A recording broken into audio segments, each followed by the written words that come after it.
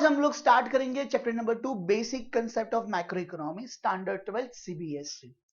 तो इस चैप्टर 2 में हम लोग क्या समझने वाले हैं? तो इस चैप्टर 2 में हम लोग आज समझने वाले हैं गुड्स की definitions, types of the goods और difference between intermediate goods and final goods. ये सारी चीजें आज हम लोग इस लेक्चर में समझने वाले हैं।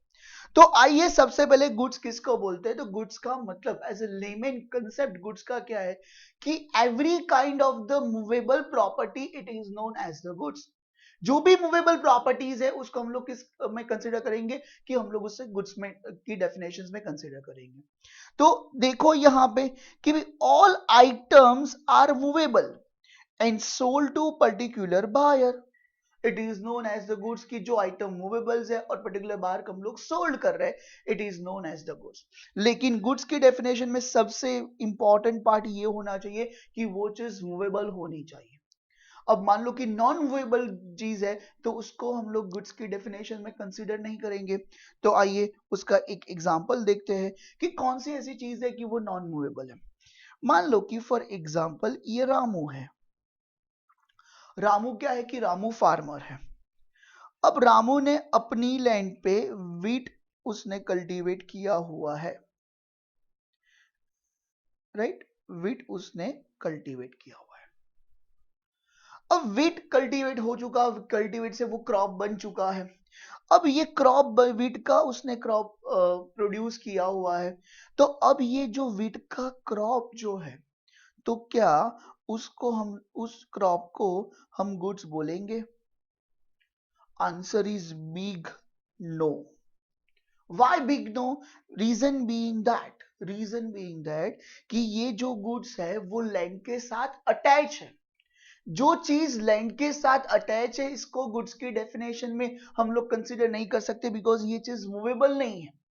अब मान लो कि ये क्रॉप उसने निकाल दिया, ये क्रॉप उसने निकाल दिया।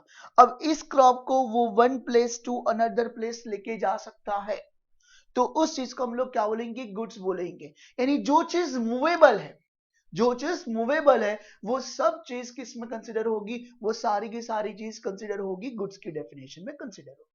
क्लियर? अब नेक्स्ट देखते हैं कि टाइप्स ऑफ द गुड्स के कितने टाइप्स हैं। So basically there are two types of the goods, intermediate goods and final goods. Two types of the goods, एक है इंटरमीडिएट तो दूसरा है फाइनल गुड्स। तो सबसे पहले समझते हैं कि भाई इंटरमीडिएट गुड्स है क्या। इंटरमीडिएट गुड्स का मतलब ये हो रहा है कि जो गुड्स फर्दर प्रोडक्शंस के लिए यूज हो रहा है और जो गुड्स रीसेल पर्पस के लिए यूज हो रहा है, it is known as a intermediate goods. आइए उसका एक एग्जांपल देख लेते हैं। जैसे कि फॉर एग्जांपल मान लो कि फॉर एग्जांपल ये गोपाल है। अब गोपाल क्या कर रहा है कि गोपाल आइसक्रीम मैन्युफैक्चरिंग कर रहा है। क्या कर रहा है? आइसक्रीम मैन्युफैक्चरिंग कर रहा है। अब उसको आइसक्रीम मैन्युफैक्चरिंग के लिए उसको क्या चाहिए? तो उसको चाहिए मिल्क चाहिए। अब इस मिल्क का पर्पस क्या है? तो मिल्क का पर्पस है कि फर्दर प्रोडक्शंस के लिए यूज हो रहा है। जब ये मिल्क फर्दर प्रोडक्शंस के लिए यूज हो रहा है तो इस चीज को हम लोग क्या बोलेंगे? इंटरमीडिएट गुड्स बोलेंगे। क्लियर? यहां पे कोई डाउट? ओके। नेक्स्ट एग्जांपल है कि मान लो कि फॉर एग्जांपल ये निरमा के मैनेजर्स हैं, मार्केटिंग मैनेजर्स हैं। अब निरमा के मार्केटिंग मैनेजर्स ने गोपाल को बोला कि गोपाल तू मेरा सॉल्ट है वो सॉल्ट तू सोल्ड आउट कर। अब निरमा के मार्केटिंग मैनेजर ने गोपाल को क्या दिया कि गोपाल को सॉल्ट सोल्ड आउट किया। अब गोपाल को सॉल्ट सोल्ड आउट किया तो गोपाल क्या कर रहा है कि गोपाल ये सॉल्ट रामू को सोल्ड आउट कर रहा है। गोपाल किसको सोल्ड कर रहा है? रामू को सोल्ड कर रहा है। अब गोपाल ने रामू को सॉल्ट क्या किया? उसने सॉल्ट को सोल्ड किया। अब जब सॉल्ट वो सोल्ड कर रहा है यानी ये क्या कर रहा है बच्चों? ये हो रहा है रीसेल हो रहा है। क्या हो रहा है? रीसेल। तो जो चीज रीसेल हो रही है उस चीज को हम लोग किस में कंसीडर करेंगे बच्चों? इंटरमीडिएट गुड्स में कंसीडर करेंगे। क्लियर यहां तक? ग्रेट। नेक्स्ट है कि कौन सी चीज इंटरमीडिएट गुड्स में कंसिडर हो सकती है। तो सबसे पहले आती है नॉन ड्यूरेबल गुड्स, जो गुड्स फर्दर प्रोडक्शन के लिए यूज होती है, वो सारी चीज इंटरमीडिएट गुड्स में कंसिडर हो सकती है। जैसे आ गया रॉ मटेरियल, ऑयल, इलेक्ट्रिसिटी, कोल, फ्यूल, ये सारी चीज फर्दर प्रोडक्शन के लिए यूज हो रही है, तो ये इंटरमीडिएट गुड्स में कंसिडर होगी। नेक्स्ट आता है कि जो गुड्स रीसेल पर्पस के लिए हम लोग सोल्ड कर रहे हैं, वो भी इंटरमीडिएट गुड्स में कंसिडर होगा। और लास्ट बात है कि मिलिट्री पर्पस के लिए जो भी गुड्स यूज हो रहे हैं, वो सारे के सारे गुड्स इंटरमीडिएट गुड्स में कंसिडर होंगे। इसमें टैंक भी आ गया, लैंड एंड बिल्डिंग भी आ गई, एयरक्राफ्ट भी आ गया, सबमरीन भी आ गया, सब कुछ सारी चीजें आ गई। क्योंकि एक बार सीबीएसई की मार्क्स स्कीम में ऐसा क्वेश्चन था, और उसमें आंसर ये था कि मिलिट्री पर्पस के लिए जो गुड्स यूज हो रहे हैं, वो सारे के सारे गुड्स इंटरमीडिएट गुड्स में हम लोग कंसिडर करेंगे। अब सीबीएसई ने दिया हुआ है तो उसको मना नहीं कर सकते। ऐसा मुझे लगा था कि पहले वो फाइनल गुड्स है, लेकिन इसको हम सीबीएसई वालों ने इंटरमीडिएट गुड्स की डेफिनेशन में कंसिडर किया हुआ है। तो कभी भी आपको एग्जाम में पूछे कि मिलिट्री पर्पस के लिए जो भी गुड्स यूज हो रहा है वो किस में आएगा, तो वो गुड्स आएगा इंटरमीडिएट गुड्स में आएगा।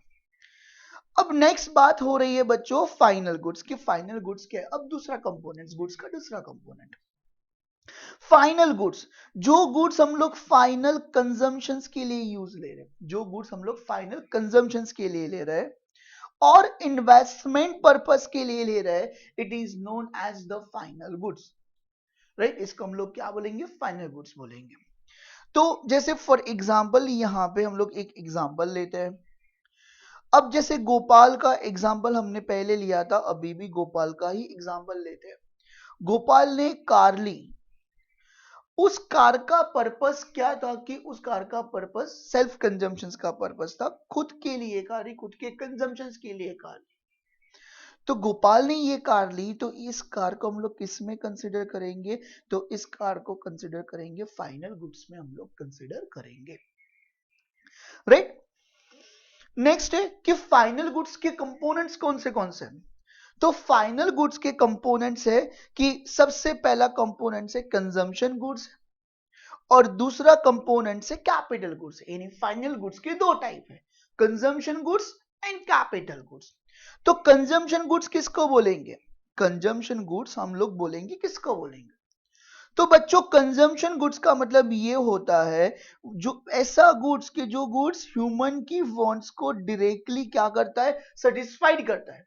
ह्यूमन की वांट्स को डायरेक्टली सेटिस्फाइड करता है, उस गुड्स को हम लोग क्या बोलेंगे? कंजम्पशन गुड्स बोलेंगे। अब कंजम्पशन गुड्स के तीन टाइप है, durable goods, non durable goods and services.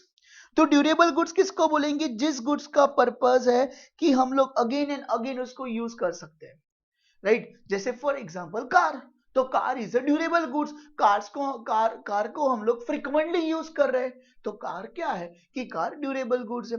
अब ट्रांसपोर्टेशन कंपनी है, तो ट्रांसपोर्टेशन कंपनी में कार्स जो है वो फ्रिक्वेंटली यूज होगी, तो उनके लिए कार क्या होगी? कि उनके लिए कार्स होगी ड्यूरेबल गुड्स होगी। Then after non durable goods, जिसका जो पर्पस है वो सिंगल एक्ट के लिए यूज हो रहा है, कि भाई आज हमने फॉर एग्जाम्पल मिल्क को परचेज किया हुआ है, लेकिन उस मिल्क को आज यूज नहीं करेंगे तो दूसरे दिन वो मिल्क क्या हो जाएगा? कि वो मिल्क खराब हो जाएगा, बिगड़ जाएगा। सो मिल्क को हमको आज के आज ही यूज करना है, हम लोग दूसरे दिन यूज नहीं कर सकते हैं। So milk is a non durable goods. सारे वेजिटेबल्स है वो भी क्या है? नॉन ड्यूरेबल गुड्स है। देन आफ्टर सर्विसेज, यानी वैसे सर्विसेज का मतलब ये होता है कि हम जिसको टच नहीं कर सकते, जिसका कोई शेप नहीं है, लेकिन उसको हम लोग फील कर सकते हैं। जैसे मान लो कि मैं फॉर एग्जाम्पल आज आपको पढ़ा रहा हूं। अब जब मैं आज आपको पढ़ा रहा हूं तो आप फील कर रहे हो, नहीं हमें सब समझ में आ रहा है, सर बहुत अच्छा पढ़ा रहा है। तो ये जो चीज थी उसको हम लोग क्या बोलेंगे? उसका नाम क्या है? सर्विसेज है। उसको कोई टच नहीं कर सकता, उसका कोई शेप नहीं है, लेकिन आप फील कर सकते हो, तो इसको हम लोग किस डेफिनेशन में कंसीडर करेंगे? तो इसको हम लोग सर्विस की डेफिनेशन में कंसीडर करेंगे। नेक्स्ट है कैपिटल गुड्स। कैपिटल गुड्स का मतलब क्या होता है? कि कैपिटल गुड्स हमें मतलब ये होता है कि हेल्प इन द प्रोडक्शन। किस में हेल्प करता है? प्रोडक्शन में। ऑफ अदर गुड्स, की अदर गुड्स को प्रोड्यूस करने में हमें हेल्प करता है। और वो कैपिटल गुड्स दो फॉर्म में हो सकते हैं कि फिक्स असेट में भी हो सकता है और इन्वेंटरी में भी हो सकता है. It is known as the capital goods. आइए उसका एक एग्जांपल समझ लेते हैं कि कौन से कैपिटल गुड्स है. मान लो कि फॉर एग्जांपल अब गोपाल ने बोला कि बोला कि मैं मिल्क मैन्युफैक्चरिंग करूंगा, मिल्क को पेस्चराइज करूंगा. तो गोपाल ने मिल्क को पेस्चराइज करने के लिए बड़ी बड़ी मशीनरी लेके आया हुआ है. तो ये जो बड़ी बड़ी मशीनरी है, ये मशीनरी किस में कंसिडर होगी बच्चों? कैपिटल गुड्स में कंसिडर होगी, क्योंकि ये जो मशीनरी है फर्दर प्रोडक्शंस के लिए हेल्प कर रही है. तो ये बड़ी बड़ी मशीनरी है जहां पे बड़ी बड़ी मशीनरी में इन्वेस्टमेंट किया हुआ है, तो उस चीज को हम लोग क्या बोलेंगे? उस चीज को कैपिटल गुड्स बोलेंगे. क्लियर? तो सबसे पहले देख लेते हैं कि हमने कितनी चीज की. तो सबसे पहले गुड्स. गुड्स का मतलब ये होता है कि every kind of movable property, it is known as the goods. Then after goods के दो टाइप है, intermediate goods and final goods. Intermediate goods उसको बोलेंगे जिस गुड्स का पर्पस फर्दर प्रोडक्शन के लिए कर रहे हैं और रीसेल पर्पस के लिए कर रहे हैं. देन आफ्टर नेक्स्ट है फाइनल गुड्स. तो फाइनल गुड्स के दो कंपोनेंट्स है, consumption goods and capital goods. Consumption goods यानी जो गुड्स ह्यूमन की वांट्स डायरेक्टली सेटिस्फाइड करता है, उस गुड्स को हम लोग क्या बोलते हैं? कि कंजम्पशन गुड्स बोलेंगे. और कैपिटल गुड्स किसको बोलेंगे? कैपिटल गुड्स यानी वैसा गुड्स जो गुड्स हेल्प आउट करता है फॉर फर्दर प्रोडक्शंस के लिए, अदर गुड्स को प्रोड्यूस करने के लिए हेल्प आउट करता है, वैसे टाइप के गुड्स को कैपिटल गुड्स बोलते हैं. कैपिटल गुड्स में दो चीज आती है, एक तो फिक्स कैपिटल यानी फिक्स असेट्स आती है और दूसरा आता है इन्वेंटरी एंड स्टॉक आता है. देन आफ्टर हमने ये भी देखा कि भाई फाइनल गुड्स. तो फाइनल गुड्स की डेफिनेशन में कंजम्पशन गुड्स और कैपिटल गुड्स. और कंजम्पशन गुड्स में तीन गुड्स आते हैं, durable goods, non durable goods and services. And then आता है कैपिटल गुड्स. ये हमने देखा. अब नेक्स्ट करेंगे बच्चों intermediate goods and final goods का डिफरेंस, यानी आज के सेशन का लास्ट टॉपिक. तो इंटरमीडिएट गुड्स किसको बोलेंगे? तो मैंने पहले ही बता दिया हुआ है कि जो गुड्स फर्दर प्रोडक्शंस के लिए यूज होता है, right, refer those goods which are use for resale और फर्दर प्रोडक्शंस के लिए यूज हो रहा है, it is known as the intermediate goods. Final goods किसको बोलेंगे? जिस गुड्स का पर्पस कंजम्पशन पर्पस है और इन्वेस्टमेंट पर्पस है, उस चीज को हम लोग क्या बोलेंगे? फाइनल गुड्स बोलेंगे. देन आफ्टर नेचर कि इंटरमीडिएट गुड्स कभी भी नेशनल इनकम और डोमेस्टिक इनकम में ऐड नहीं होता, नॉट इंक्लूडेड. लेकिन फाइनल गुड्स इंक्लूडेड होता है as well as domestic income और as well as national income. इन दोनों इनकम में फाइनल गुड्स ऐड होता है. डिमांड. इंटरमीडिएट गुड्स की डिमांड कब होगी? जब फाइनल गुड्स की डिमांड होगी. इंटरमीडिएट गुड्स की डिमांड कब होगी? जब फाइनल गुड्स की डिमांड होगी.